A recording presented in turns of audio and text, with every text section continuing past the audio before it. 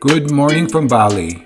Today we will be exploring some ancient temples and learning about Bali's Hindu Dharma.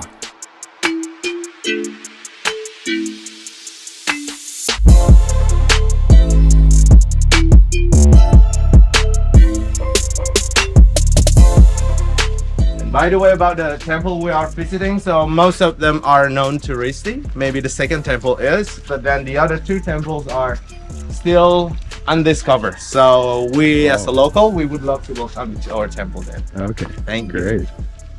And yeah, I think it's a nice day. It's raining a little bit this morning, but then it stopped as you could see the sun come up. This is one of our neighbor house, and this is one of the business that people doing in Bali is making shrines. So yes, there are so many temples, not only public temples, we have family temples, we even have shrines that we place in the corner of our houses. So this could be a good job for some people, and it's considered as a professional profession. So this one is the basic one, and he made an old school. Just a little bit about it, so old school is just getting back, like a trend now. So they get the blocks just and That's put the them block of the together and concrete, then yeah. they carve them? And then yeah, he put more cement and he carved it. He tried to make it like, yeah, that's a bit of crack there and here, so make it more classic. Because I think it's actually not, the trend it won't be loose because old school, you know, it's old. But as you can see here, this is also two different type of rice. This one is Bali rice. So the farmer started earlier because it takes about 6 months to grow. And then behind you here, look new, only days ago. This is jasmine rice from Thailand. Some from rice we grow. We have Bali rice, red rice, black rice, and sticky rice. And then this one is just a jasmine rice. This is a normal white rice, which is also softer. So now Balinese get used to with this as well. So Bali rice is a little harder. The texture, it's I think it's not so people's favorite. So yeah. Is it more nutritious than? Yes, and then the most important thing, Bali rice has very low of carbs, so low sugar. It's definitely healthier, but then the taste is not people's favorite. Is that exported? No, so far not really. We have so many populations, in fact, that we still import sometimes. Because before we have rice, and it's not only for ourselves, because this is also how we pay tax in the community. When you have a garden or rice fields, all of the result you will distribute it for the community during the ceremonies. And then as your families get bigger and bigger, definitely you need to buy sometimes. So that's how we imported rice. But so far for Bali, I think we still have enough. Because west of Bali, there's an area it's called Jatiluwih. It's the largest rice field terraces in Bali. So far so good.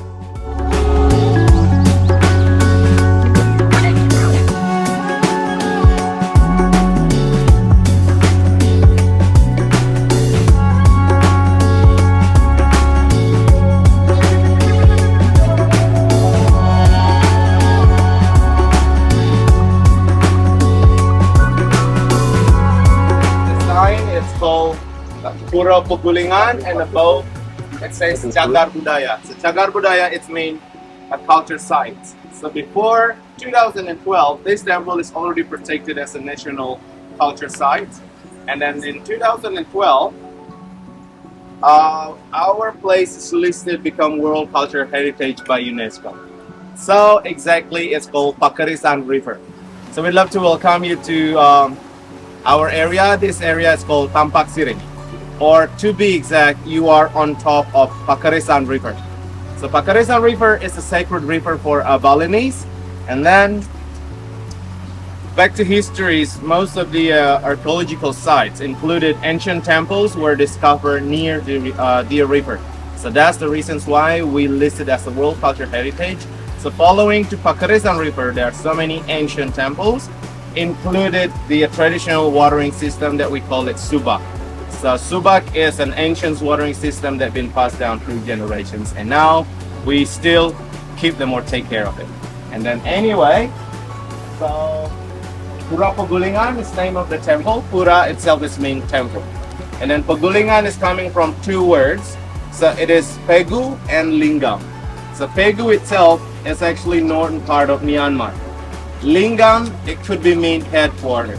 So this temple, originally from 8th or 9th century, maybe It's actually a headquarter of the Buddhist community or Buddhist people, monk, from Myanmar, but not straight away from Myanmar to Indonesia because yes, as most people know, also Bali is Hindu's island. It's a mix. So it's the Indian and then maybe the Southeast Asia because they started from Istanbul all the way to Southeast Asia before Indonesia. So now we're talking about Hindus and Buddhists. It was two separate religions before. Even it's more like, this is just our perspective, like McDonald's and KFC.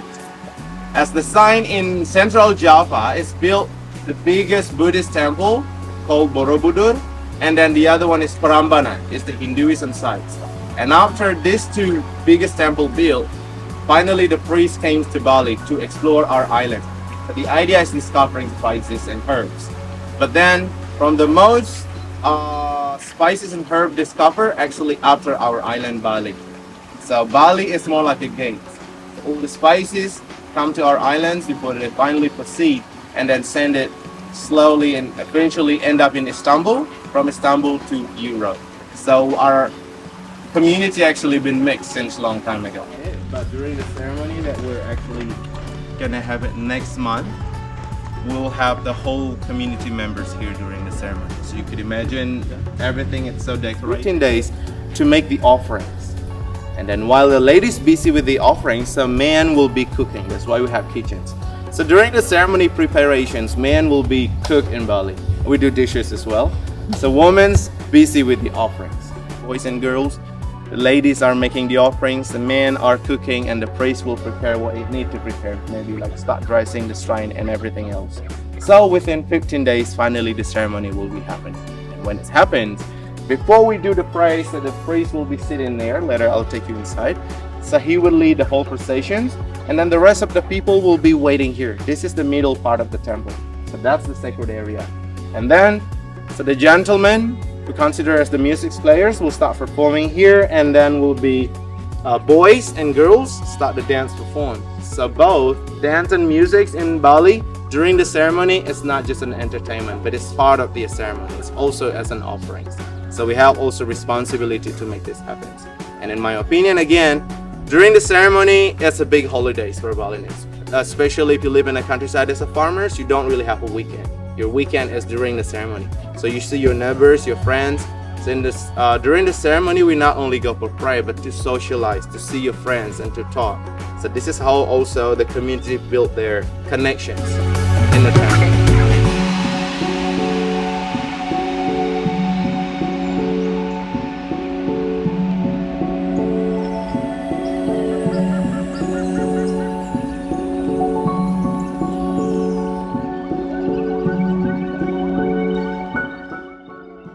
Like before, so after 12 centuries, we don't have a priest live in a temple.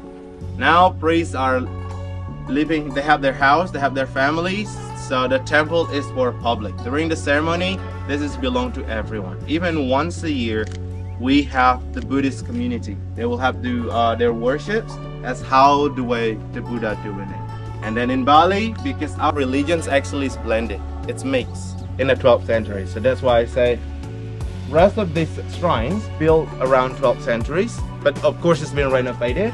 But then originally this is a Buddhist temple.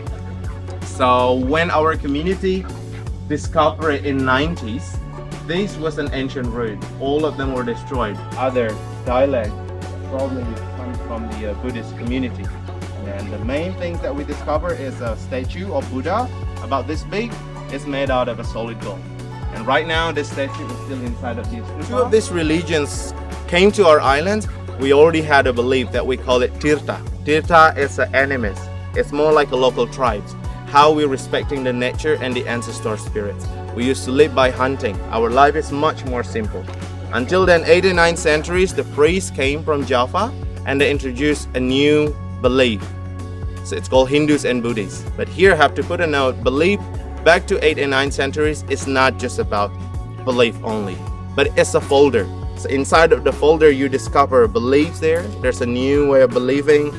There's a way of architecture, astrology, and then agriculture. And the last but not least is the medicinal plants. So all of this we learned from the priests who came to Bali. So our people welcomed them so much. We're so happy because our life's changing.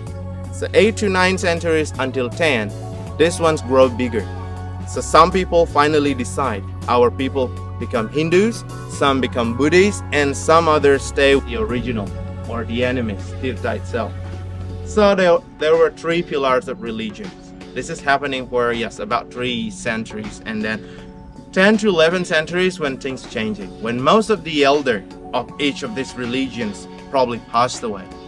People start polarizing. So Hindus just become Hindus, Buddhists just become Buddhists itself and the enemies. And some people start arguing about it, the differences that we had. So, because Hinduism is more about belief in God. There's ceremony you make is to show you're grateful.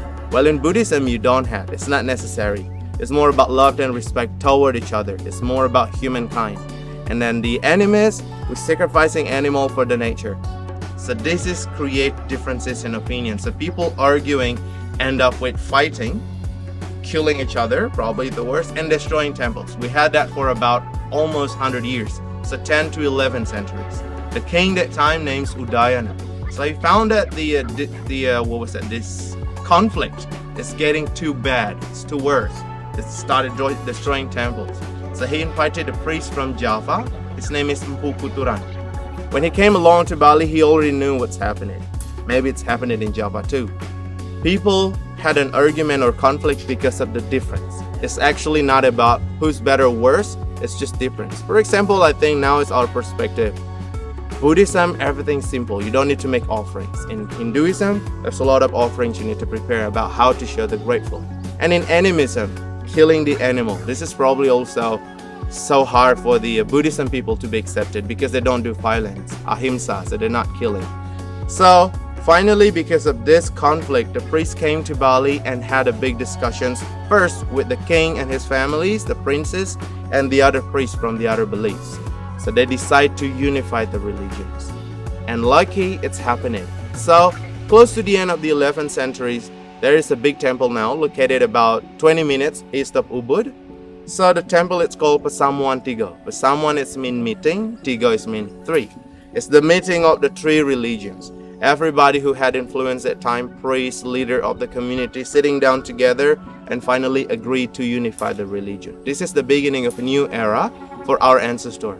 So the beginning of 12th centuries. We call it Batu Anyar. Batu Anyar is mean new era. So everybody agreed to put the whole religions together because then you can practice the whole thing.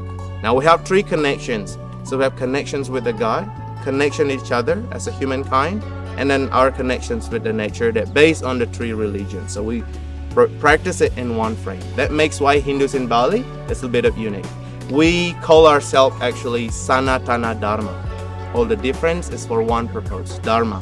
So it's path, the kindness. And then it's shortened become Hindu Dharma. So we dress this way, we have the celebrations. Everything is based on the 3 religions. So it's mixed. So I would say during the ceremony, we practice the Hinduism. We make the offerings, we pray for the gods. But during the preparations, we practice the Buddhism, how we socialize, how we respecting each other, to help each other preparing the offerings to make it happen. And then of course, we still have sacrifice the animal.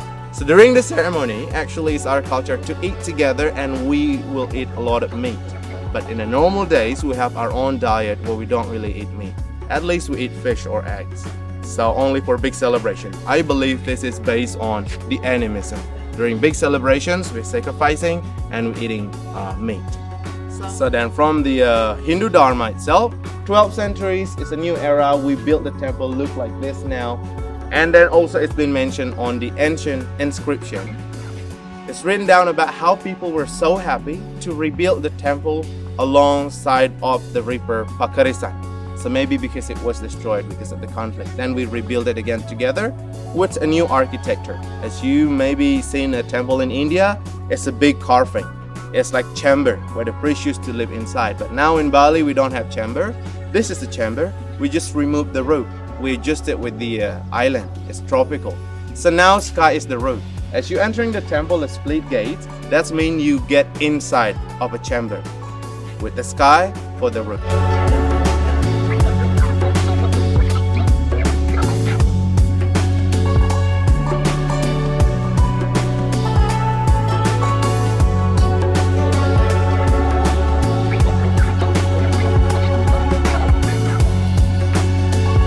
this is the original part of the stupa.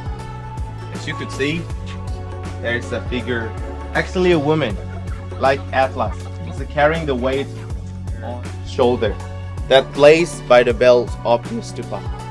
And then the Buddha statue itself, it's been destroyed. Probably most of the things also 50s and 60s, in 1950s and 60s, there's a lot of looting. And then also inside of the stupa, we discovered the mini versions of the stupa.